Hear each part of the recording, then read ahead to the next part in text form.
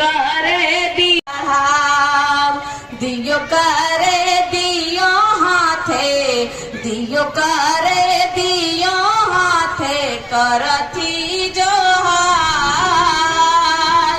स्वारे दियो हाथे दियो करे दियो हाथे करथी जो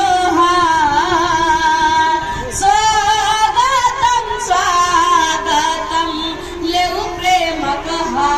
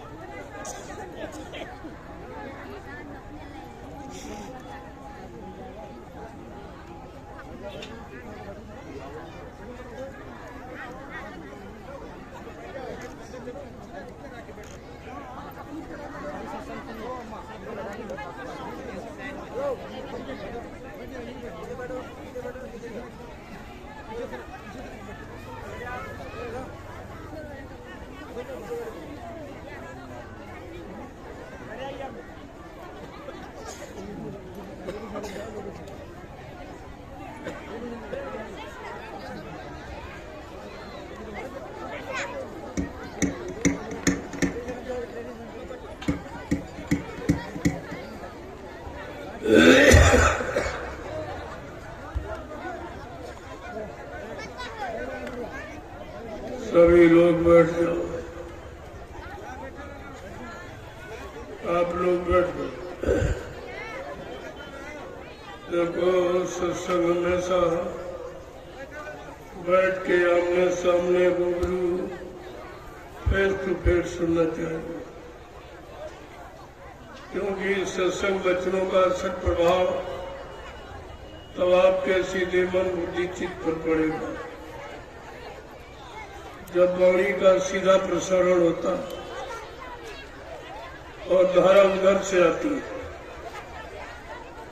तब इसका मिलान होता है। उस मिलान में अगर आप कुछ समझ गए तो उसका लाभ मिलेगा, ऐसे सुनने सुनाने का कोई लाभ नहीं। इसीलिए कहा सत्संग कोई कथा वार्ता नहीं है, ये कोई कानों का विषय नहीं है, ये मन का विषय है। जब तक तुम्हारा मन इन वचनों को स्वीकार नहीं करेगा और कार्य रूप में परिणित नहीं करेगा, तब तक इन वचनों का कोई लाभ नहीं मिलेगा। इसीलिए कितना दिन हो गया सुनते सुनाते, कोई असर प्रभाव नहीं हुआ। क्यों? कान सुनते रहे, एक तरफ सुना एक तरफ आपने निकाल दिया। अगर तुम्हारे मन ने स्वीकार किया होता तो अब तक आप कहाँ के कहाँ पहुंच गए, कितनी तरक्की हासिल कर लिए होते, कितना आपको सुकून शांति में रख चुके होते। लेकिन ये तो सब विपरीत हो गया। आप सोचते थे धर्म आएगा, लेकिन अधर्म बढ़ गया। सोचते थे पुण्य होगा, पुण्य कर रहे, पुण्य आएगा, पुण्य कि पाप बढ़ गया।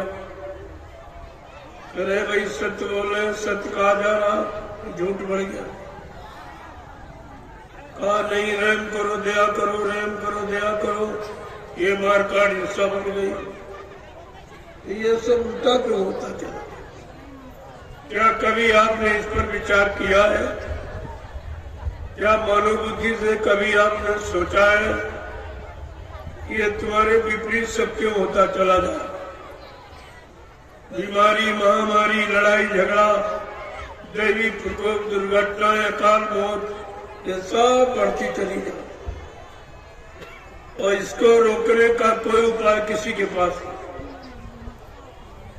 न कोई राजनीति में रोक सकता, न धर्म नीति। ये दोनों नीतियां आपकी फेल हो गई। फिर ये ग्रंथों का मतलब क्या? ये रामायण, गीता, बाइबल, कुरान और मतलब यानी गुरु ग्रंथ साहब, इन धार्मिक किताबों के लिखने का और सुनाने का, पढ़ने का, याद करने का मतलब क्या? क्योंकि माहौल सब उल्टा हो गया और दिन पर दिन बिगड़ता जा रहा। अभी आपने बिगाड़ नहीं देखा जो आगे आने वाला।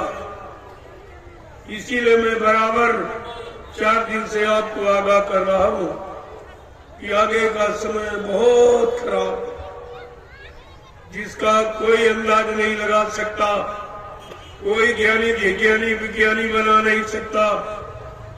ये किसी के बताने की बात नहीं है, ये संत महापुरुषों के अनुभव की बात है।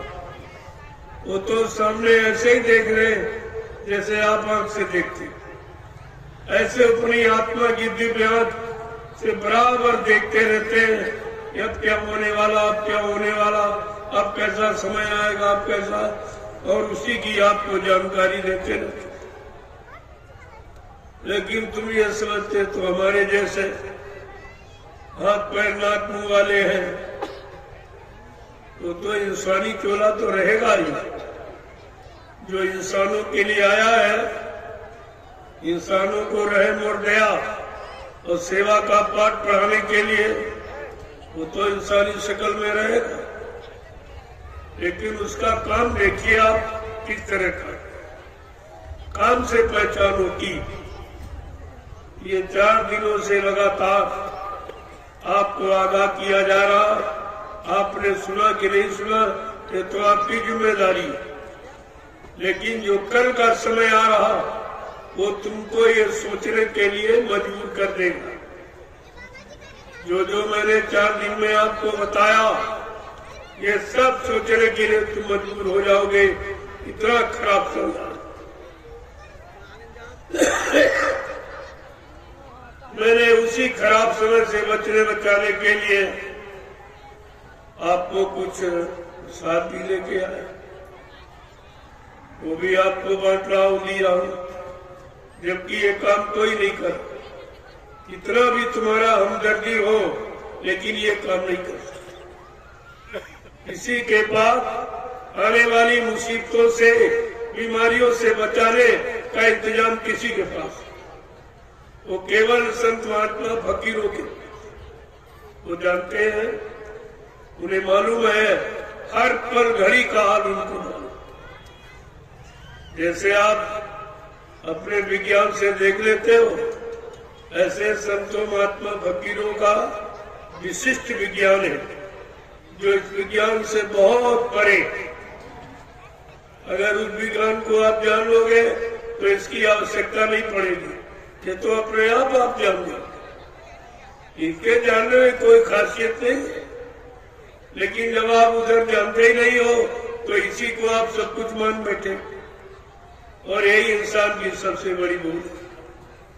इसी भूल को खत्म करने के लिए मैंने 5 दिवसीय ये कार्यक्रम इंडिया और नेपाल दोनों के लिए रखा, कि दोनों राष्ट्रों को राष्ट्रभक्ति का प्रमाण मिल जाए, राष्ट्रभक्ति का तरीका मिल जाए, राष्ट्रभक्ति की नीति मिल जाए कि राष्ट्रभक्ति किसे कहते हैं। राष्ट्रभक्ति तो कोई जानता नहीं। जब तुम ईश्वर भक्ति, खुदा भक्ति, देवी देवताओं की भक्ति जब वो भूल गए हो तो राष्ट्रभक्ति तुम्हारे पास कहां से। जो राष्ट्रीय संपत्ति का दुरुपयोग करता है वो राष्ट्रभक्त कभी नहीं करता। यहाँ तो सब यही कर रहे हैं, सब राष्ट्रीय संपत्ति का दुरुपयोग और अपने को राष्ट्रभक्त कहलाना चाहते हैं, ऐसा तो कभी हो ही नहीं सकता। इसलिए अगर राष्ट्रभक्ति सीखनी है तो सर्वप्रथम ईश्वर भक्ति आपको सीखनी। जब ईश्वर भक्ति, खुदा की भक्ति ये जान जाओगे तो तुम्हारे पास शक्ति आ जाएगी, उसी शक्ति से तुम अपना बचाव कर सकते और दूसरों को भी लाभ दे सकते। तुम्हारे पास तो ऐसी कोई भक्ति है नहीं, ना ऐसी कोई भक्ति की शक्ति है, क्योंकि तुमको तो जड़ भक्ति सिखाई गई और जड़ भक्ति में सारा समय गंवा दिया, और जड़ भक्ति कभी काम करती नहीं। जैसे मुर्दा कभी काम नहीं करेगा, काम तो जिंदा ही करेगा। जब तक जिंदा रहेगा काम कर सकता, मरने के बाद वो काम नहीं करेगा। लेकिन इस बात को कितने लोग समझ पाए? सब तो मुर्दा भक्ति कर रहे, इसी को जड़ भक्ति की, और उससे कुछ होने वाला है नहीं, और ना ही कुछ आपने कर पाया, न अपनी मुसीबत आपत्ति दुखों को दूर कर पाया, और न ही समाज परिवारों को आपने सुख शांति दे पाया। तो तुम्हारा ये सब करने का मतलब क्या? जब तक संत महापुरुषों फकीरों के पैगाम कलाम संदेश को नहीं सुनोगे तो तुम्हारे जीवन को उन्नति, उत्थान, प्रगति की तरफ ले जाने वाली, जब तो वो नहीं सुनोगे तब तक तुम्हारे अंदर कोई परिवर्तन, किसी तरह का कोई परिवर्तन, और ये होना अति अनिवार्य है। परिवर्तन निश्चित है, इसे कोई माई का लाभ रोक नहीं सकता। परिवर्तन होगा और होके रहेगा, ये सब आपको करके दिखा दिया जाएगा। लेकिन परिवर्तन के पहले परिवर्तन की जानकारी, परिवर्तन की भूमिका की जानकारी देना अनिवार्य है। ये लोग कहेंगे पहले क्यों नहीं बताया? इतना बड़ा परिवर्तन होने जा रहा था तो आपने बताया क्यों नहीं? मैं 4 दिन से लगातार आपको उसी परिवर्तन की जानकारी दे रहा हूं जो आपने कभी सुना नहीं था और कभी किसी ने किया नहीं, और तुम्हारे लिए किसी ने सुख शांति कोई योजना कोई भूमिका व्यवस्था बनाई नहीं। मैं ये सब लेके आया हूं, लेकिन कोई लेने वाला तो दिखाई दे, कोई लेने वाला नहीं। जैसे इनको जरूरत ही नहीं। ये बेचारे समझ ही नहीं रहे कि आगे कैसी मुसीबत आ रही, तब हमको इसकी आवश्यकता पड़ेगी, लेकिन उस समय ये चीज आपको कहां से मिली। गुजरा हुआ जमाना आता नहीं दोबारा। जो समय वक्त घड़ी निकल जाती वो दोबारा आपके हाथ नहीं लगी। जो समय आपने 4 दिन का निकाल दिया आत्मात्मा की, वो 4 दिन का समय अब आपको जीवन में नहीं मिलेगा। इसीलिए तो उसकी जरूरत बताई जाती थी कि फिर ये आपको सुनने को नहीं। ये किताबों की लिखा पढ़ी नहीं है, ये कोई स्वार्थ लोलुपता और पद लोलुपता की बात नहीं है, ये आत्मिक उद्धार की बात है। और तुम आत्मिक उद्धार जानते नहीं। ये आत्मा परमात्मा का संबंध क्या है, खुदा और रूह का संबंध क्या है, फकीरों का संतों का संबंध क्या है, मुर्शिदों का गुरुओं का संबंध क्या है, ये तो आपको पता नहीं कुछ। एक तो आप जानते नहीं हो और कोई बताए तो मानते नहीं। ये 2 बीमारी आपको और परेशान की। एक तो सही सच्ची अच्छी बात आप जानते ही नहीं। अगर कोई दया कृपा मेहरबानी करके बता दे तो उसको मानते नहीं। तो कैसे काम बनेगा? काम बनाने के 2 तरीके, या तो स्वयं आप सक्षम हो, स्वयं कर लो, या जो कर रहा हो उसको सहयोग करो। तीसरा कोई तरीका नहीं। और दोनों तरीके आपको नहीं, ना तुम कर सकते हो और दूसरा कर रहा ना तुम उनको सहयोग दे सकते हो। तो ये काम फिर कभी नहीं, कभी कोई नहीं कर सकता। ये बिगाड़ के सिवा अब तुम्हारे हाथ कुछ लगने वाला नहीं है, और बिगाड़ के बाद परेशानी ही परेशानी नजर आएगी। अभी आपने लड़ाई क्या देखी, अभी आपने खून खराबा क्या देखा, अभी चोरी डकैती कत्ल बलात्कार क्या देखा। ये तो सब आगे आ रहा है, और उसी से बचने बचाने का ये उपाय संत महात्मा फकीर समय के पहले बता रहे, ताकि आप समय से इंतजाम कर लो, अपना कोई न कोई साधन बना लो। लेकिन नहीं करोगे तो फिर तुम जानो तुम्हारा काम। जब तुम्हारे हक में अगर धक्के ही लिखे हैं तो कोई क्या करेगा। जब जैसी हो तब पिता तब तैसी मति होए, काल रेख की लेख को मेट सके नहीं कोई।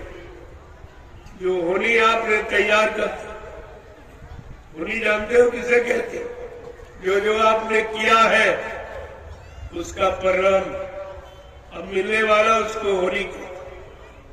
धर्मशास्त्रों ने इशारा करके कहा, होनी होनहार बलवान, इसे कोई मत मानो झूठी। गई मंथरा पास के कई, पिला गई बूटी। राम लखन वनवास सिधारे, दे राजा दशरथ की छुट्टी। इसे कोई मत मानो झूठी। पर नारी के हेतु रावणा, नियत करी खोटी। परिणाम क्या हुआ? लंकगढ़ सोने की। कोई नहीं रोक पाया। इसे जो आपने किया है वो तो परिणाम आपके सामने आने वाला है।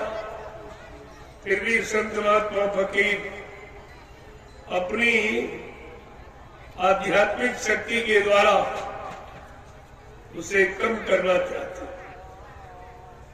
और कोई भौतिक शक्ति नहीं काम करेगी।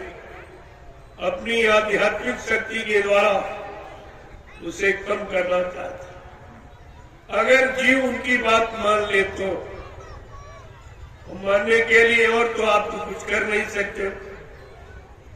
न तुम महात्मा बन सकते हो, न धर्मात्मा, न अच्छे नेक भले सत्यवादी चरित्रवान इंसानी बन सकते हो। तो कहा चलो कुछ नहीं बन सकते हो तो अपने बचने बचाने के लिए तुम शाकाहारी ही बन जाओ। इसी में तुम्हारा भला हो जाएगा, इसी में तुम्हारा बचाव कर दिया जाएगा, इसी से तुम्हारा कल्याण हो जाएगा।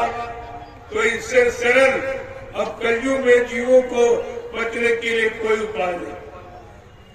अगर आप शाकाहारी भी नहीं हो पाए तो फिर तुम परिणाम अपना तुम जानो, लेकिन तुम्हारे लिए ये कहा जा रहा अगर आप शाकाहारी हो जाओ तो कुदरत से तुम्हारे लिए कुछ फरियाद कर दी जाएगी, कुछ प्रार्थना अर्जु मिन्नत कर दी जाएगी कि नहीं भाई कलयुग के कमजोर गंदे जीव भोगी विलासी है, नहीं समझ पाए हैं, इन पर दया कर दिए।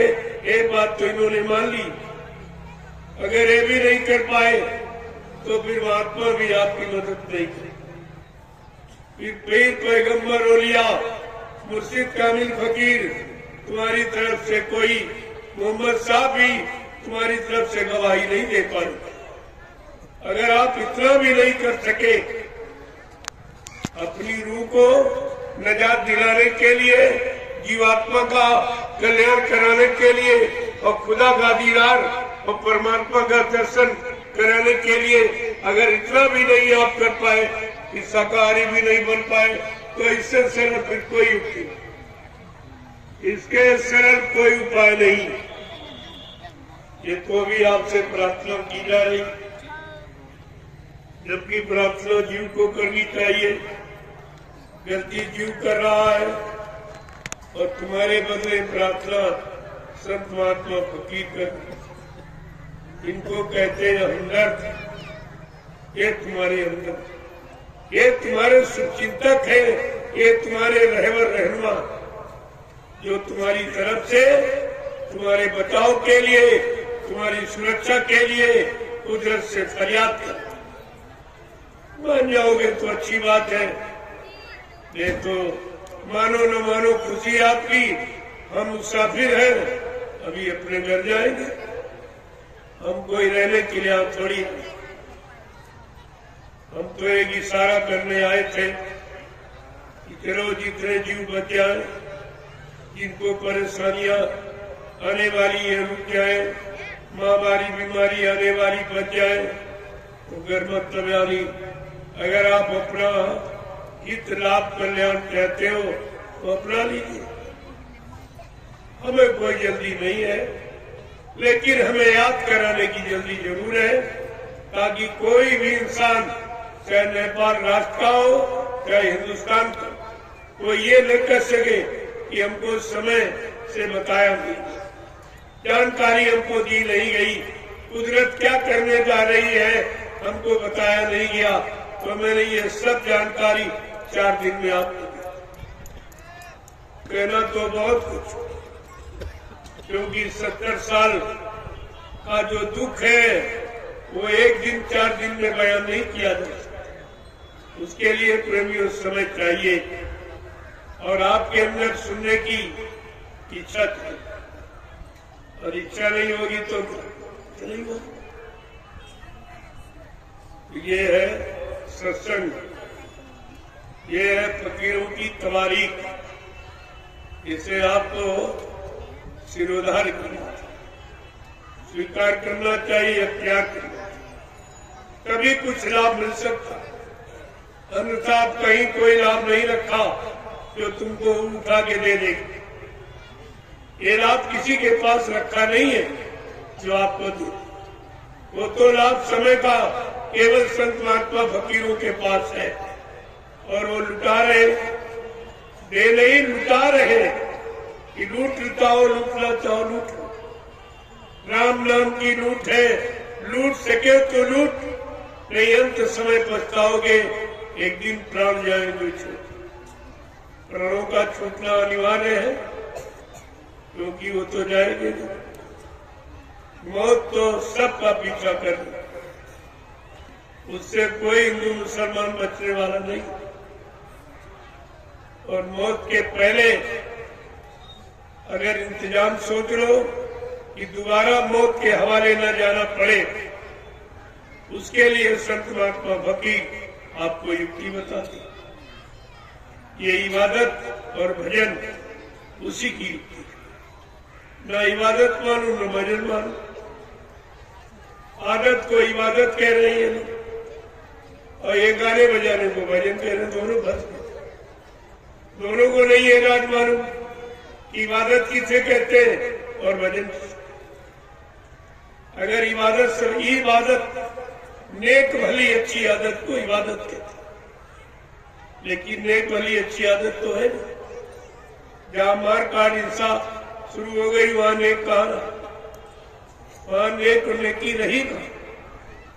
लेकिन इस पर कोई विचार ही नहीं कर, कोई तो नहीं सोच रहा कि हम ये कर क्या रहे और हम कह क्या रहे।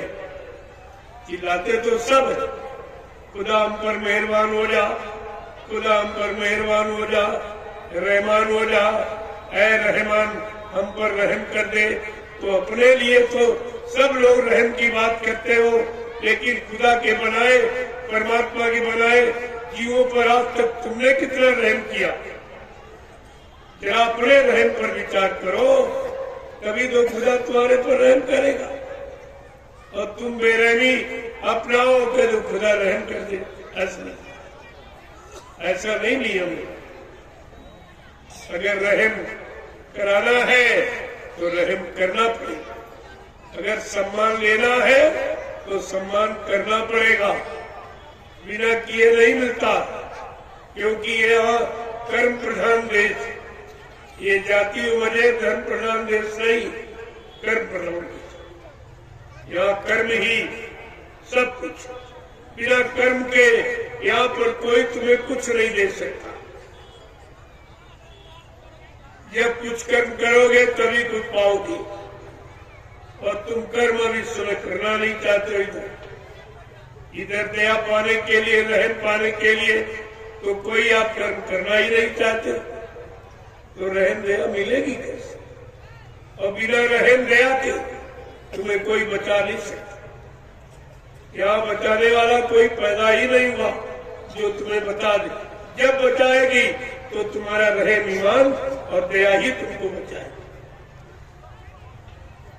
तो हरि के 1000 नाम, करोड़ों नाम विष्णु भगवान के, अनंतों नाम परमात्मा, इसमें कोई शक नहीं करना चाहिए। आप हजारों नाम, अनंतों नाम, करोड़ों नाम तो जानते थे। उसी तरह से ये कलयुग का, ये गाया, ये प्रभु का, खुदा का, गाट का, अल्लाह ताला का सच्चा नाम जय मृत्यु, जय मुर्शिद, जय मृत्यु। लेकिन ये सब ध्यान में आपको रखना चाहिए। संत महात्मा फकीर उसी चीज को सामने ले आते जिसकी समय पर आवश्यकता हो, जरूरत हो, जिससे काम होना होता है, उसी नाम को ले आते। क्योंकि जीव की स्थित परिस्थिति देख के कि जीव के अंदर शारीरिक ताकत, मानसिक ताकत, बौद्धिक ताकत कितनी है, कितनी नहीं है, उसी के अनुसार नाम को जगाते हैं और सिद्ध करते हैं। और वही नाम जीवों के लिए रखते हैं कि एक का नाम जीव कर ले सकता और इस नाम से जीव का काम हो सकता। लेकिन हम लोग इस आंतरिक राज को जानते हैं। संत महात्मा फकीरों के इस राज को हम लोग जानते हैं कि उनका ये क्या राज रहस्य। लेकिन वो स्वयं महाराज ने इशारा किया कि जाना चाहसी गुण गातिए और नाम की जप जानो तेऊ। जीवात्मा परमात्मा खुदा और रूह के इस गुण राज रहस्य को जानना चाहते हो तो फकीर महात्माओं की कदमबोसी करो, उनके शरण में जाओ, उनके कदमों में सिजदा और प्रणाम करो, सलाम करो तो उनकी दया मिल जाए। उस दया से तुमको जानकारी हो, तुमको नहीं जान सकते हो, उनकी दया कृपा मेहरबानी तुमको सब तरफ से जानकारी दे दी। लेकिन जब उनके पास जाओगे तो ऐसे कुछ होने वाला नहीं है। और सब जगह तुमने जाके देखा, कागज में, पत्थर में, पानी में, तीरथ में, मूर्त में, मंदिर में, मस्जिद में, गिरजाघर, गुरुद्वारों में, धर्मस्थलों में कहीं कुछ मिला? तो इतने दिन भटकते अटकते आपके निकल गए, लेकिन कोई मिला? जब कोई नहीं मिला तो फरियाद किससे करो? किससे आरजू मिन्नत प्रार्थना करोगे? क्या ऐसे हल्ला मचाते मचाते मर के चले जाओगे? लेकिन अल्लाह तो नहीं मिला। इतना हल्ला मचाया, अल्लाह नहीं मिला। इतनी गुहार पुकार लगाई, परमात्मा नहीं मिला। इतने आरजू मिन्नत किया, देवी देवता नहीं मिले। फिर कहाँ मिलेंगे? कब मिलेंगे? कैसे मिलेंगे? किसके द्वारा मिलेंगे? कभी आपने इस पर विचार किया? ऐसे बैठे न जानकारी किसी से लेते हो, न जानकारों की तलाश करते हो, न खोज करके उनसे अपनी बात पूछते हो। कुछ नहीं, अपने मन मुक्ता में आके हल्ला मचाना शुरू कर दिया। तो इससे तो कुछ होने वाला है नहीं। कितने जीवन चले गए और अभी तक कुछ काम नहीं हुआ। पूर्वज कितने चले गए हल्ला मचाते। हम आप भी चले जाएंगे, पीछे आएंगे वो भी, जब तक सही रास्ता और सही जानकारी और सही जानकार नहीं मिलेगा तब तक ये हयाली आधा धुंध चलती ही रहेगी।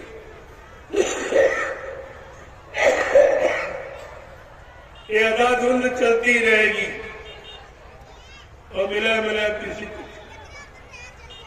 मैंने कहा, रे भाई पूछ तो लो लोगों से, तो तुम कितने दिन से मंदिर में पूजा कर रहे हो, जिसकी पूजा कर रहे हो वो मिला? तो कहते हमारा मिला नहीं। तो मेरी पूजा कैसी? तो हमारी पूजा ही झूठी है, या तो नाम झूठा है, तुम बुला रहे हो बोलता नहीं है, सही नाम आपको नहीं मालूम है। ऐसे किसी का नाम मालूम ना हो और तुम बुलाने लगो, पास में खड़े वो नहीं बोलेगा तो सोचता किसी और को बुला रहा होगा। जब तक संत महात्मा फकीरों से नाम रहे संतों आधीना, ये नाम संतों के अधीन है कि संत कौन सा नाम जगाएंगे, कौन सा नाम सिद्ध करेंगे, खुदा का, परमात्मा का, भगवान का, और जिसके द्वारा जीवों का भला होगा। लेकिन तुमने तो कभी पूछा नहीं उससे, न तुमने कभी जानकारी ली, और बगैर जानकारी ले आपको बताया जा रहा, वो आपकी बात समझ में नहीं आ रही, वो बात हमारी आपके समझ में नहीं आई। कल मैंने एक इशारा किया था, कोटि नाम संसार में तासे मुक्ति न होए, आदि नाम जो गुप्त जप बूझे बिरला को। ये बात कितने लोगों की समझ में आई? तो आदिकाल से जो नाम चला रहा है उसी नाम को सभी लोग, लेकिन संत महात्मा कहते नहीं, आदि नाम वो है जो गुप्त जप, जिसका अजपा जाप यानी गुप्त जाप होता, जो वाणी से उच्चारण नहीं किया जाता, वो अनुभवगम्य है, वो आत्मा का रूह का विषय है, वो जवान वाणी का विषय नहीं। न जवान वाणी से नाम उच्चारण किया जाए। जैसे पत्नी पति का नाम नहीं लेती, जानती है लेकिन लेती नहीं, इसी तरह आत्मा अपने प्रीतम का नाम कभी उच्चारण नहीं करती। इस बात का हमेशा ध्यान में रखना चाहिए। लेकिन ये रात कितने लोगों को मालूम? कितनी मालूम? सब चिल्लाए सीताराम राधे श्याम, सीताराम राधे श्याम। क्या तुमसे सीताराम छोटे हैं? राधे श्याम छोटे हैं, बच्चे हैं जो नाम ले, लेकिन तुमको उनका नाम ही नहीं मालूम कि असली नाम क्या। ये सीताराम उनका नाम नहीं है, ये तो ऋषि मुनियों ने जगाया था। जब ऋषि मुनियों को राक्षसों ने तंग किया, परेशान किया, जब यज्ञ हवन करते थे तो हड्डी और मांस का टुकड़ा फेंकते थे। जब वो परेशान हो गए, उन्होंने प्रार्थना की। उस समय विश्वामित्र जी समय के गुरु थे, उनसे प्रार्थना की ये सब कैसे।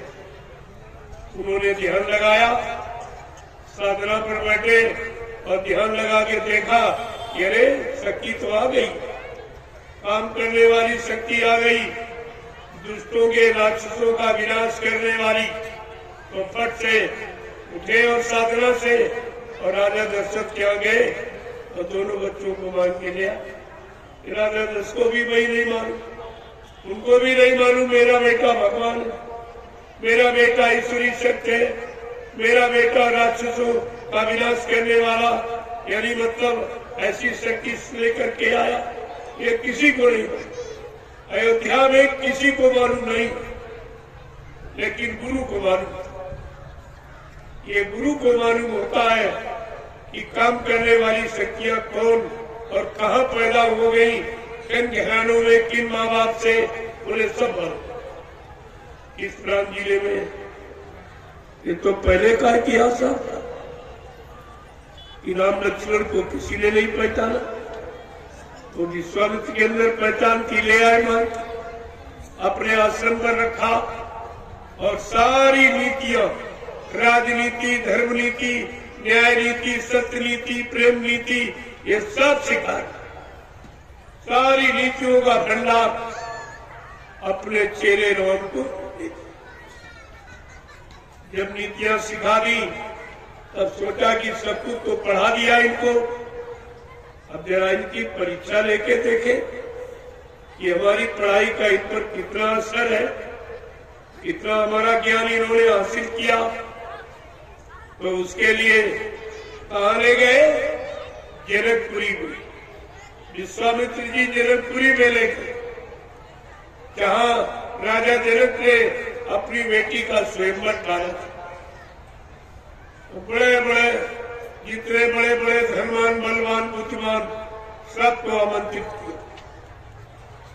जब सब इकट्ठे हो गए तो राजा जनक ने अपना फरमान जारी किया कि मैंने आप लोगों को क्यों निमंत्रित किया कि मैं अपनी बेटी का विवाह करना चाहता, और बेटी के विवाह का आधार है अजगो धनुष, जो ऋषि नगीच की हड्डियों से बना।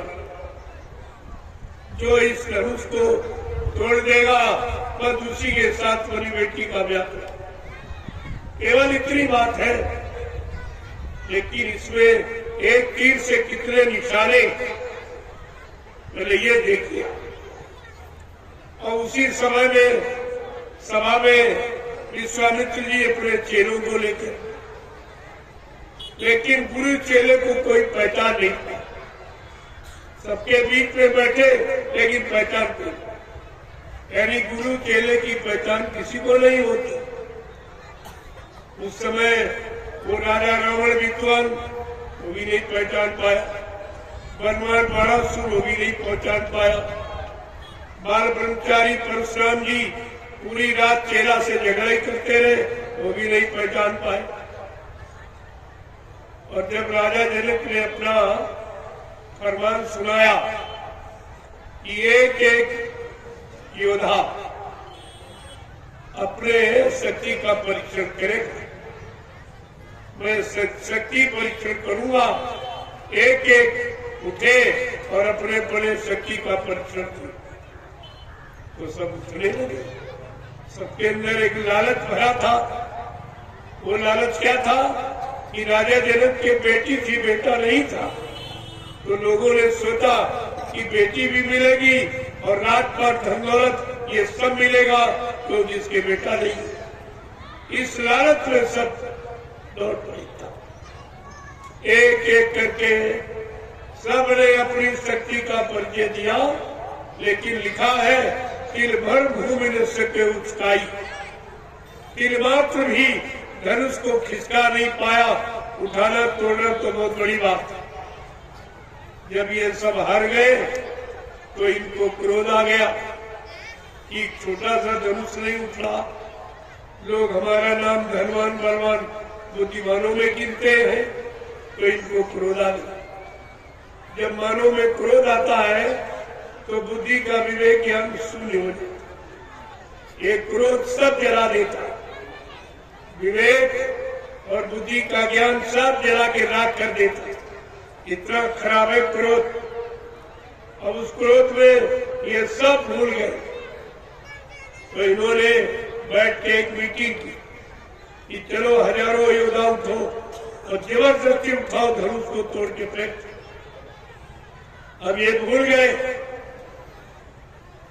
कि अगर धनुष हजारों लोगों से मिलकर टूट जाएगा तो सीता का बंटवारा कैसे? तब तो झगड़ा शुरू हो जाएगा।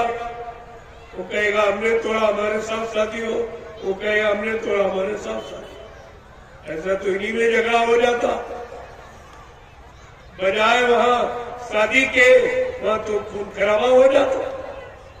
लेकिन प्रेमियों, जहां पर समय का गुरु बैठा होता वहां ऐसा जघन्य प्राप्त नहीं होने देता। समय के गुरु विश्वामित्र उसी सभा में बैठे, लेकिन पहचाना किसी ने नहीं उनको। न रावण ने, न बलवान बाणासुर ने, न मतलब यानी बाल ब्रह्मचारी परशुराम जी, वो भी रात भर झगड़ा करते रहे। और राजा जनक अपने आप को योगी कह रहा था कि मेरे शरीर के 8 अंग योग कैसे दिखे। यम नियम संयम प्राणायाम प्रत्याधार ध्यान धारणा ध्येय समाधि, ये 8 मैं इन 8 अंगों को सिद्ध कर चुका। लेकिन योगी भी गुरु चेले को नहीं पहचान पा रहा। देखो पहला प्रश्न ये खड़ा हो कि गुरु शिष्य को न बलवान बाणासुर पहचान पाया, न विद्वान रावण पहचान पाया, न बाल ब्रह्मचारी परशुराम पहचान पाए, न योगी यानी राजा जनक पहचान पाए।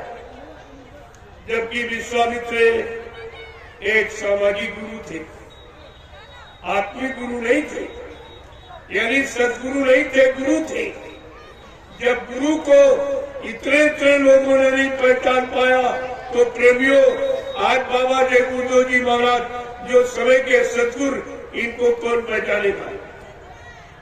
ये भोगी विलासी, ये स्वार्थी लोभी लालची, ये चरित्रहीन मानो क्या समय के सदगुरु बाबा जय गुरुदेव जी महाराज को पहचान लेगा? ये आपको विचार करना चाहिए। ये जानकारी एक मिली कि गुरु और चेले की पहचान किसी कोई नहीं करता। प्रेमियों, अब जब हजारों योद्धा उठे, वो भी तोड़ने के लिए चले। गोस्वामी महाराज लिखते रामचरितमानस में, सहस भूप सब एक ही मारा और उठे उठावे करे नटारा। हजारों योद्धा उठे, वो भी धनुष को खिसका नहीं पाए। जब सब हार गए तब बेचारे कहते कर चले सब दंड प्रणाम, दंडवत प्रणाम करके धनुष को चले। सब हारी मान गए। अब दूसरा प्रश्न है कि गुरु कब बोलता है, कब चेले को आदेश देता? गुरु कब बोलता है? जब सब हार गए, किसी से काम नहीं हुआ। अगर चाहते तो विश्वामित्र पहले आदेश देते राम को और धनु तोड़वा सकते थे, लेकिन प्रेमियों वहां झगड़ा शुरू हो जाता। कहते क्या इनका चेला बहादुर है कि हम ये काम नहीं कर सकते?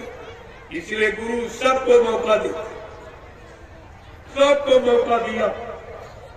और सब जब हार गए, अब वो सोचने लगे कि जब सब हार गए, मेरी बात सब सुनेंगे, अब सब मानेंगे। तो विश्वामित्र ने क्या सोचा कि स्वामी सम शुभ जानी और बोले आती इसने मृदुबानी। ब्रह्माचार्य विश्वामित्र ने अपनी शुभ घड़ी मुहूर्त जान करके अति मीठे स्वर में बोली। क्या बोले कि उठव राम भंजव शिव चापू मेटवता जनक पर तापू। अपने चेले राम को आदेश दिया कि उठो, राजा जनक जिस दुख से जल रहा इसके दुख को दूर करो। ये नहीं कहा धर्म तोड़ो शादी करो। राजा जनक जिस दुख से जल रहा है इसके दुख को दूर करो।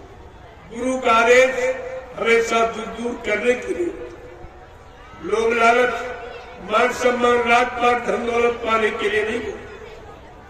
देखो कितनी शिक्षा आपको मिली, एक तीर से कितने निशाने हो रहे। गुरु की पहचान, चेले की पहचान, गुरु कब बोलता कब चेले को आदेश देता, ये सब। अब जब चेले राम को आदेश दिया तो राम शंका में आ गए। शंका स्वाभाविक थी उनकी, क्योंकि सामने देखा बड़े बड़े योद्धा उठे, धनुष को नहीं उठा पाए, और 1000 योद्धा मिलके उठे, वो भी नहीं उठा पाए धनुष। तो कहा क्या गुरु जी ने बगैर सोचे समझे आदेश दे दिया।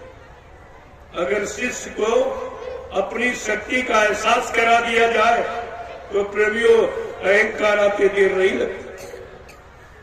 इसलिए काम तो कराते गुरु, लेकिन एहसास नहीं होती। ये कभी एहसास नहीं कर पाओगे कि हमने कुछ किया।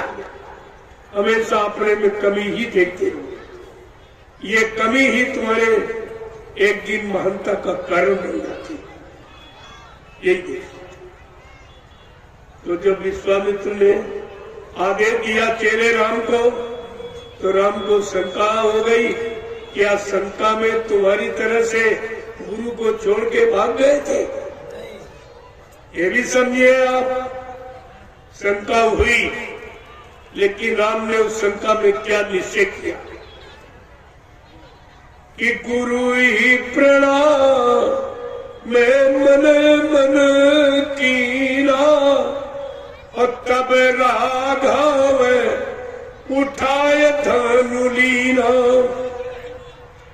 अंदर में गुरु को प्रणाम करना। शंका तो हुई, लेकिन शंका में गुरु को प्रणाम कर रहे कि गुरु महाराज जय गुरुदेव, जय गुरुदेव, जय गुरुदेव। गुरु जी अब हमारी जय पराजय तुम्हारे ही हाथ। आदेश आपने दिया है, शक्ति बल आपको देना पड़ेगा। इस काम पे सफलता विजय आपको ही करानी पड़ेगी। मेरे बस का कुछ नहीं। कह रहे नहीं विद्या नहीं, बाहुबल नहीं करती, मेरे पास तो कुछ नहीं है। आपकी दया के बगैर मैं कुछ नहीं कर सकता। प्रेमियों, ऐसी दीनता जिस साधक भक्त के अंदर आती है, वो अपने गुरु की दया पाने का पूरा अधिकारी बन जाता है। और ये आज किसी में है इसी का भाव। और तुम सब ऐसे छोड़ के मत गए। कोई परीक्षा भी नहीं ली गई, तो तुमसे कहा भी नहीं गया, तुम्हारा कोई नुकसान भी नहीं किया गया, और तुम फिर भी गुरु को छोड़ के भाग गए। कोई इधर भाग गया, कोई उधर भाग गया, कोई उधर।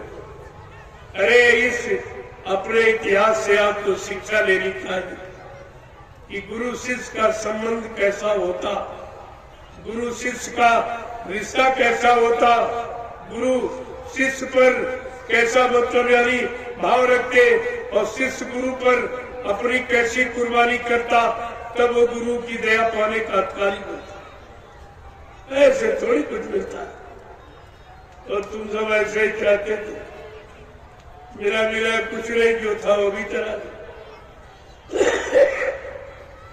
सब छोड़ के भाग गए, कोई नहीं किया। 45 करोड़ चेला मथुरा में बने।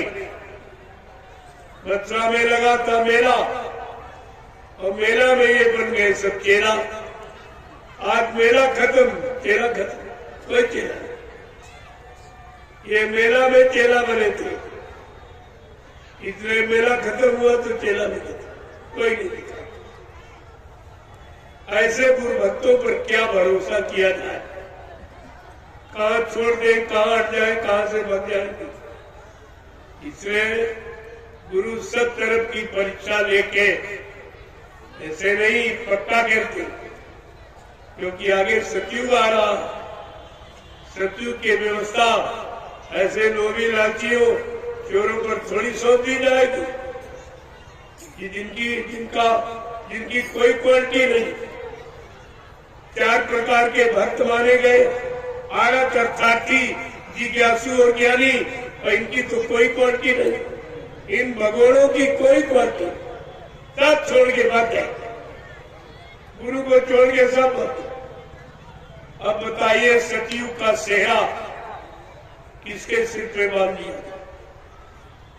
यहाँ तो सब भगोड़े निकले, सब स्वार्थी लोभी लालची निकले, कोई गुरु का भक्त नहीं निकला। आपने गुरु नानक देव जी महाराज का इतिहास पढ़ा होगा। सिखों के प्रथम गुरु थे। जब गुरु नानक देव जी महाराज के 4400 शिष्य हो गए, तब उनको चिंता हो गई कि मेरे शिष्यों की संख्या तो बढ़ती जा रही, लेकिन इसमें मेरा सच्चा सिख कौन, जो मेरे सिवा न किसी को जानता, न मानता, न पहचानता, न किसी की सुनता। ऐसा कौन? एक भरोसा, एक बल, एक आत्मविश्वास, ऐसा कौन? तो अपने सच्चे भक्त की परीक्षा के लिए गुरु नानक देव जी महाराज ने तैयारी की और संगत से कहा, कल समूची संगत आएगी, मैं एक आवश्यक संदेश दूंगा। और रात भर में उन्होंने तैयारी कर ली। एक झोपड़ी बनवाई, झोपड़ी में एक तरबूज का फल रखा, एक तलवार रखी और एक प्रेमी को बैठा दिया, एक बकरे को बंद किया, एक बाल्टी लाल रंग पानी भरवा के रखा। जब सवेरे संगत आई, तब गुरु नानक देव जी महाराज ने कहा कि सब लोग लाइन से खड़े हो जाए। जब सारी संगत लाइन से खड़ी हो गई, तब गुरु नानक देव जी महाराज ने कहा, हमको सर चाहिए, सर। जैसे आवाज लगी तो सबसे आगे प्रेमी खड़ा था, बड़ा खुश हुआ कि अगर मेरा सर गुरु के काम आ जाए तो मेरा जीवन सार्थक हो जाए। गुरुवाणी कहती है, शीश दिए गुरु मिले तो भी सस्ता जान। अगर सच्चा परमार्थी गुरु आत्मा को जगाने वाला, परमात्मा से मिलाने वाला, पाप कर्मों में माफी दिलाने वाला ऐसा समृद्ध सतुर अगर मिल जाए और उसके मिलने में अगर ये सिर चला जाए तो ये सस्ता सौदा, ये सस्ता सौदा। यही कुर्बानी मुसलमानों क्या, लेकिन वो कुर्बानी भूल गए कि वो अपना सच्चा आशिक जो खुदा का था, उसने खुदा के लिए अपनी औलाद को कुर्बान करना चाहा। से कहा, अगर तू सच्चा आशिक है तो अपनी औलाद की कुर्बानी कर, तो तैयार हो, क्योंकि जो खुदा का प्यारा है वो औलाद क्या पालतों को प्यार नहीं लगता। वो सब कुछ भेंट करने के लिए, न्यौछावर करने के लिए, कुर्बान करने के लिए तैयार हो, लेकिन खुदा ऐसा नहीं करता। वो तो केवल परीक्षा ही ले रहा है। तो उसकी जगह फट से एक मेमना, भेड़ का बच्चा सामने आ गया। कहा, नहीं, इन जीव में भी मेरी रूह है, काटने मारने का अधिकार नहीं। बस वहीं से इन लोगों ने एक बना लिया कि ये मेमना, ये हमारी कुर्बानी में बाधक हुआ, लिहाजा तब से ही है, मेमना नहीं तो बकरा, बकरा नहीं तो मुर्गा, मुर्गा नहीं तो अंडा, एवं नहीं तो मछली, सब पर बात को नहीं समझा। उसने औलाद की कुर्बानी, अगर तुम सच्चे खुदा के आशिक हो तो औलाद की कुर्बानी करके दिखाओ, मान ली जाए तुम्हारी कुर्बानी। ये हिंसा, हत्या करी कुर्बानी नहीं होती। ये कुर्बानी का अर्थ ही नहीं जानते। कुर्बानी का मतलब क्या? जो स्वेच्छा से कुर्बान हो जाता है, स्वेच्छा से अपने आप को आत्म समर्पित कर देता, कंप्लीट सरेंडर, उसको कुर्बानी कहते। बगैर फकीरों के जरिए आप कुछ समझ नहीं सकते हो, मनमानी करके अपना नुकसान कर सकते। तो प्रेमियों, वो प्रेमी हंसते हंसते झोपड़ी के अंदर चला गया। जो आप प्रेमी पहले से बैठाला गया था, उसने तलवार उठाई और तरबूज पर मारी तो खच की आवाज, बकरे का कान में था तो मैं की आवाज, एक लोटा लाल रंग पानी फैला दिया और बाहर निकल के पानी आया तो संगत ने देखा, अरे इसका तो काम हो गया। ऐसे प्रेमियों 1 2 3 4 5 अंदर गए, लेकिन छठे का नंबर आया तो गुरु नानक देव जी महाराज ने फिर कहा, हमको सर चाहिए, सर तो मध्यमती, एकदम मध्यमती कोई दिखाई नहीं। आज भी आपने पढ़ा होगा पंच प्यारे, 4400 शिष्यों में गुरु नानक देव जी महाराज के 5 प्यारे निकले, लेकिन बाबा जी के 45 करोड़ चेलों में एक भी गुरु का प्यारा नहीं निकला, एक भी गुरु का प्यारा नहीं निकला। सब स्वार्थी लोभी लाची, कोई जमीन का प्यारा, कोई पैसे का, कोई आश्रम का, कोई मंदिर का, कोई मान सम्मान का, कोई पदों का प्यारा निकला, लेकिन गुरु का प्यारा एक भी नहीं। तुमने तो सारे गुरुओं पर पानी फेर दिया, सारे गुरुओं संतों सदगुरुओं के मुंह पे तुमने काली पोत दी। तुम्हारा तो ये अपराध क्षमा करने योग्य नहीं, तुम कहां मुंह दिखाओगे? आगे आने वाले भविष्य में लोग पूछेंगे, बाबा जय गुरुदेव जी महाराज के 45 करोड़ चेला थे, लेकिन कोई नहीं निकला जो गुरु की गद्दी संभालता, गुरु का पद संभालता। गद्दी संभालने वाला निकला तो 2.5-3 बरस का वो ड्राइवर, वो भी शराबी, न गुरु का शिष्य, न सत्संगी, न शाकाहारी, न नामदानी, न संस्था का मेंबर, न एक पैसे कभी सेवा, न एक जलिया पर मिट्टी उठाई मथुरा, वो सब कुछ बन गया। तुम क्या करते? जिसने कुछ नहीं किया वो सब कुछ हो गया, और तुमने सब कुछ किया तो कुछ नहीं। यही तुम्हारी पहचान है। आगे आने वाले भविष्य में आप इस भारत की जनता, नेपाल की जनता को क्या जवाब दो? सब पूछेंगे, इतने चेला बाबा जी के 1 करोड़ टाट बोरा पहनने वाले तपस्वी, तपस्या करने वाले, उनमें भी कोई काबिल नहीं निकला। काबिल निकला तो शराबी निकला। ये टाट बोरा पहनने वालों, तुम्हें तो शर्म आनी चाहिए। जितने साल तुमने टाट बोरा पहना, उतने साल तो उसकी उम्र नहीं जिसको गद्दी में बैठा दिया। तुम्हें यह भी नहीं मालूम गुरु की गद्दी पर कौन बैठता है? गुरु का समकक्षी, गुरु के समान आत्मज्ञानी, आत्मा को जगाने वाला, परमात्मा से मिलाने वाला और जीवों को पाप कर्मों से माफी दिलाने वाला, वो गुरु की गद्दी का अधिकारी होता। आज भी गुरु नानक देव जी महाराज की गद्दी खाली पड़ी। सिखों ने किसी इंसान को बैठने नहीं दिया, कहा नहीं, ये गद्दी आत्मज्ञानी गुरु की, इंसान की नहीं। और तुमने वो भी अधिकार खत्म किया, एक शराबी को बैठा दिया। ये कितना भारी अपराध हो गया।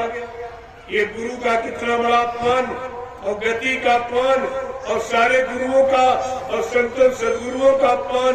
क्या इस अपराध को क्षमा किया जा सकता? आपको इस पर विचार करना चाहिए। ये छोटा मोटा अपराध है। और ये सब झोला पकड़े घूम रहे थे। एक नहीं सब, इनको कुछ नहीं मालूम ये सब क्या कर रहे थे। ये तुम कर क्या कर रहे, जिसने तुम्हारे गुरु का घोर अपमान किया और गद्दी का अपमान किया और गुरुओं की गद्दी और संतों की गद्दी और सदगुरुओं की गद्दी का पूरा अपमान किया। ऐसे का जोड़ा पकड़े। आगे आने वाला समय तुम्हें माफ करेगा, न तुमको करेगा न उसको करेगा। इसलिए मैं अभी इशारे में कह रहा हूं, जानता तो बहुत कुछ, लेकिन उसकी अभी जरूरत नहीं समझ रहा हूं। जरूरत समझूंगा तो बोल के रखूंगा तब तुम इन पर थूकोगे नहीं। तुम्हारा थूक भी इनके लिए महंगा हो जाएगा। इनके कार्य कारनामों को सुन के तुम्हारा हृदय दहल जाएगा और ऐसे ऐसे प्रेमी जिनका हार्ट अटैक हो जाएगा अपने गुरु का अपमान नहीं सह सकते। इसलिए प्रेमियों कहना तो बहुत कुछ, लेकिन अभी उसकी जरूरत नहीं समझ रहा हूं। जितनी जरूरत समझ रहा हूं उतना तो मैं आपके सामने रख ही रहा हूं।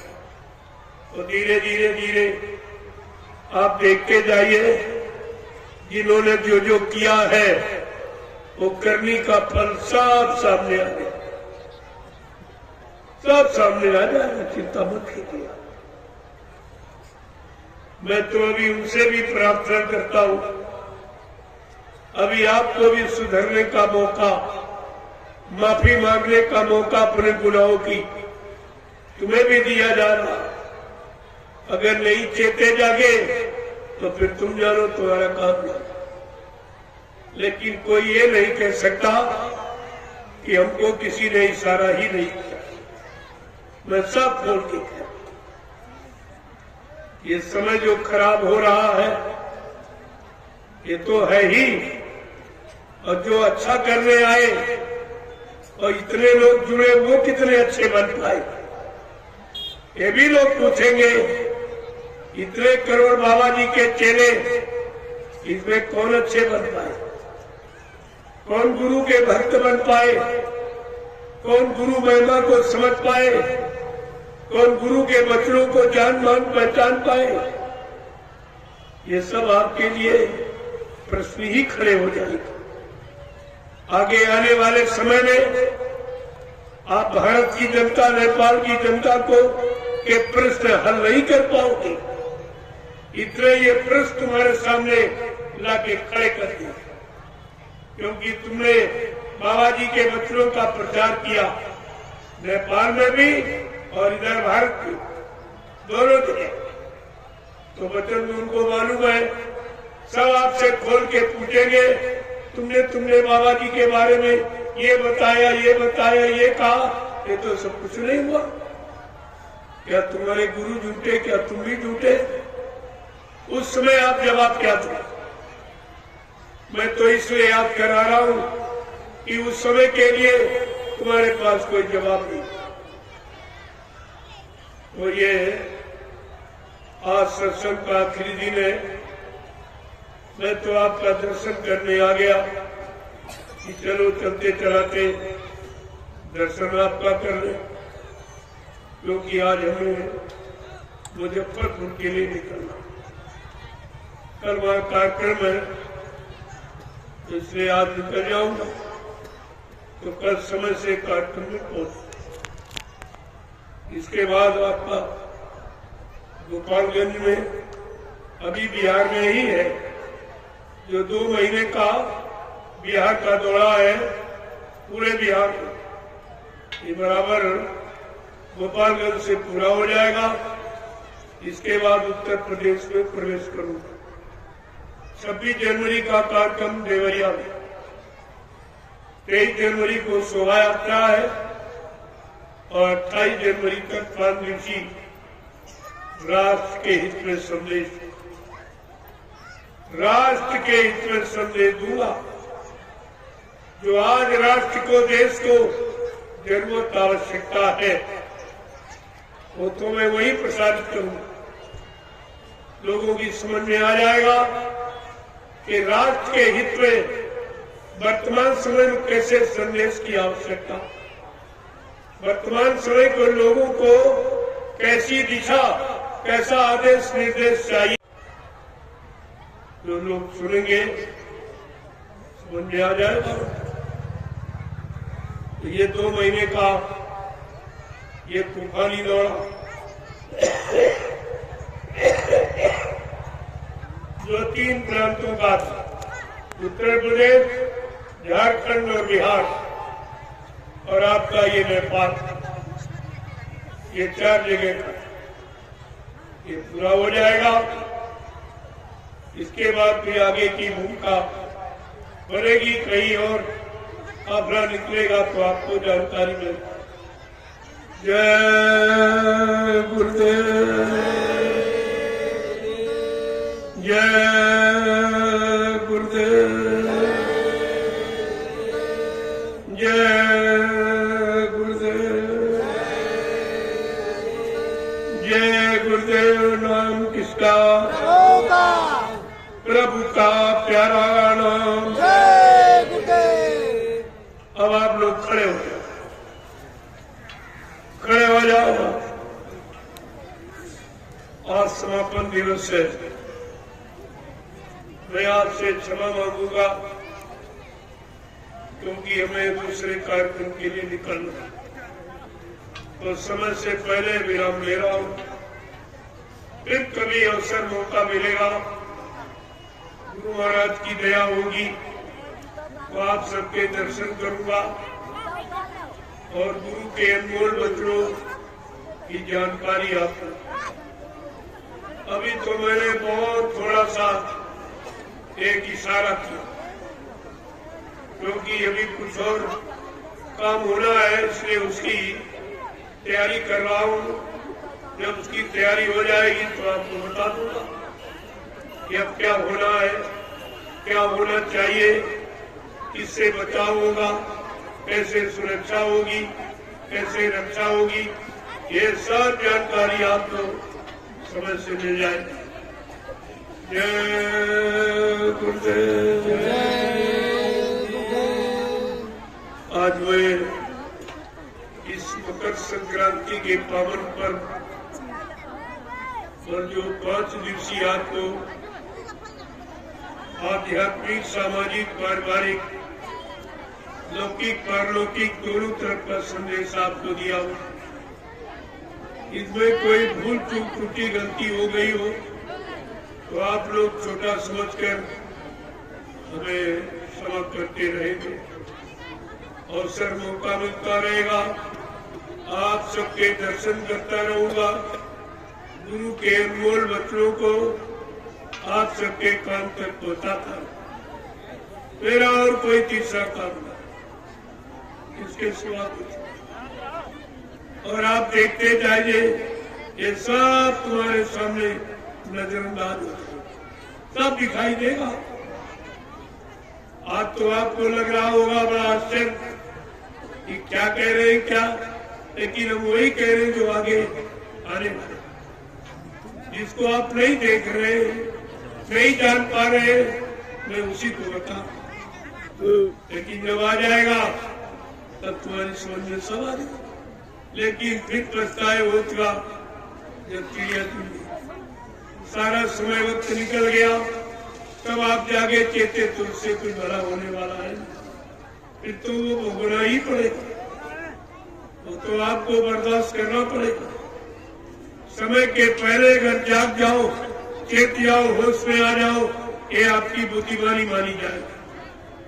जय गुरुदेव, जय गुरुदेव, जय गुरुदेव। नाम किसका? प्रभु का। जय गुरुदेव। नाम किसका? प्रभु का। प्रभु का प्यारा नाम। जय गुरुदेव। जोर से बोलो, काम मिल बोलो, बोलना होगा,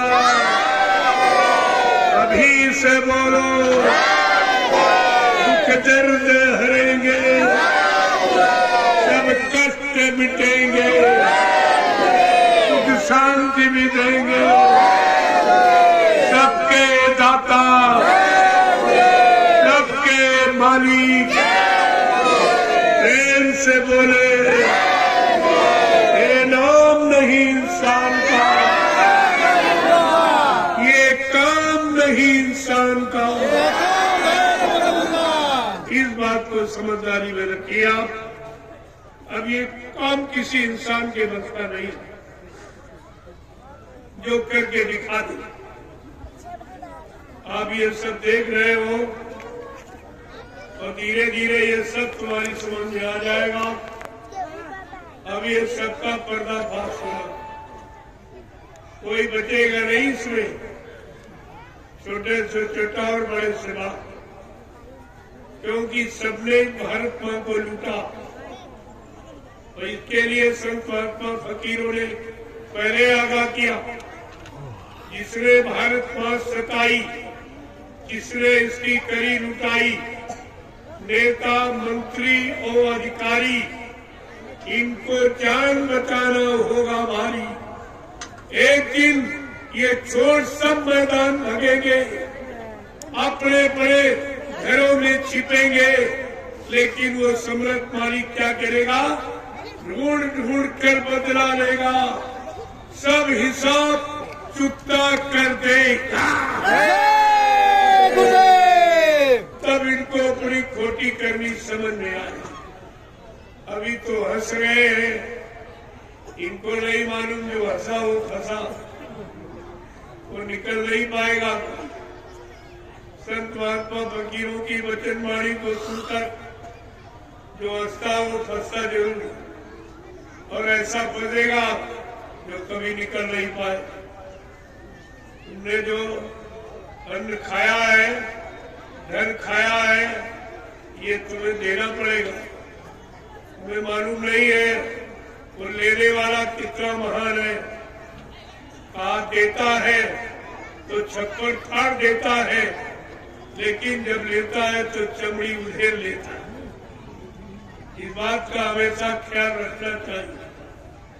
देने वाला इतना नादान नहीं है, इतना अज्ञान नहीं जितना तुम समझते हो। वो देता, देकर लेना भी जानता, इसलिए दिया है। उसको संभाल के रखो, सही तरीके से उसका सदुपयोग करो, अच्छे कामों में, अच्छे खान पान में, तो तुम्हारा भला हो जाएगा। अगर गंदे खान पान और गंदे तरीके से खर्च करोगे तो भारी नुकसान होगा। ये आप गांठ बांध लीजिए। जय गुरुदेव। अब आप लोगों का चलते चलाते हम दर्शन करना चाहते हैं। हर व्यक्ति का दर्शन करें और सबको फिर से प्रणाम करें, और आपको ये चलते चलाते महाप्रसाद तुम्हारी सुरक्षा का तुमको दे। अगर शाकाहारी रहकर आप इसका प्रयोग करोगे तो ये तुम्हारी पूरी मदद करेगा हर तरफ। ये जय गुरुदेव नाम भी सबकी मदद, चाहे हिंदू मुसलमान कोई हो। नाम काम करता है, नाम कोई जात पात हिंदी उर्दू अंग्रेजी भाषा का नहीं होता, वो काम करने वाला नाम होता है। इसलिए ये जय गुरुदेव नाम प्रभु परमात्मा खुदा और गाड का जो समय से यानी जगाया सिद्ध किया गया है, संपूर्ण इंसानी जात के को लाभ देने के लिए, वो सबका लाभ करेगा। भाव तु भाव अनखान समूह नाम जपत मंगल गीत, जो लिखा थोड़ी गलत है, लेकिन तुम उसका सही अर्थ न लगा पाओ, अर्थ का अनर्थ कर रहा हो, और इसी से आपका नुकसान हो जाता। जय गुरुदेव। अब आपके लिए लाइन में खड़े हो जाओ। आप ये प्रसाद जरूर ले लो। ये लाची दाना राम दाना मत समझना, इसमें दुआ और दया भरी हुई है। अगर शाकाहारी रहने का संकल्प ले लोगे तो ये पूरा काम करेगा ही। कि आप परीक्षा करके देख लो तब मान लेना। हम ऐसी कोई बात नहीं करते जो इधर उधर वाली। करोगे जरूर लाभ मिलेगा और नहीं करोगे तो कुछ नहीं मिलेगा। इस बात का ध्यान रखिए। इसको आप लोग ले लीजिए। जय गुरुदेव। आगे वो समय आ रहा, इस प्रसाद के लिए तुम 400-400 किलोमीटर दौड़ोगे, ये फिर मिल नहीं पाएगा। जो आज में जबरदस्ती और आपको स्वयं चल के ये बात दे रहा हूं और बदले में कोई इच्छा नहीं, इसके बदले कोई लेने की इच्छा नहीं है, ये ऐसा काम नहीं है। ये संतों का, फकीरों का दरबार है, लेने वाला दरबार नहीं, देने वाला। सब कुछ देंगे, लेकिन लेना तो सीखो आप। दीनता, नम्रता, शीलता, शून्यता, चरित्रता, निर्मलता, पवित्रता में ही कोई चीज हासिल होती है, इसके पहले नहीं मिलती। जब ये सब आपके अंदर आ जाएगा, ये सब चीज तुम्हारे यानी अंदर समर्पित कर दी जाएगी। आपको देने के लिए तो ये बनाया ही गया माँ, ये कोई रखने के लिए थोड़ी है। लेकिन आप जब न ले पाओ, न संभाल के रख पाओ, तो उसके लिए फिर कोई क्या। जय गुरुदेव। वो झंडा गड़ा है, ये सत्यता का प्रतीक है। झंडे तो हिंदुस्तान में सबके पास है, लेकिन ये काम झंडे से कोई नहीं करा सकता। यही तो असली नकली झंडे की पहचान है। वो झंडे अपने अपने पद के हैं, अपनी अपनी कुर्सी के हैं, अपने अपने नाम बड़ी के हैं, और ये झंडा प्रभु का है, खुदा का है, घाट का है, ये सबके लाभ का है। इसलिए सच्चाई अगर जानना चाहते हो, ये झंडे की प्रतिमा करके देखिए आप, सब लाभ आपको। जय गुरुदेव।